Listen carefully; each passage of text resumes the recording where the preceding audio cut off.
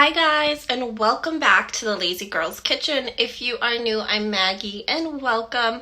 Today I'm going to show you how I'm going to kind of take a really big Thanksgiving and I'm going to take my turkey and make it a lot smaller. It'll just be the two of us for Thanksgiving. So to bake a whole turkey I could eat it, but I really don't want to eat turkey for like a week and a half. So I'm going to show you what I'm doing for Thanksgiving with my turkey. And you can kind of take it and make it your own.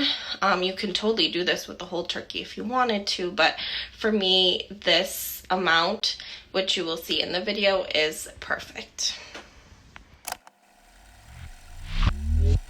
You think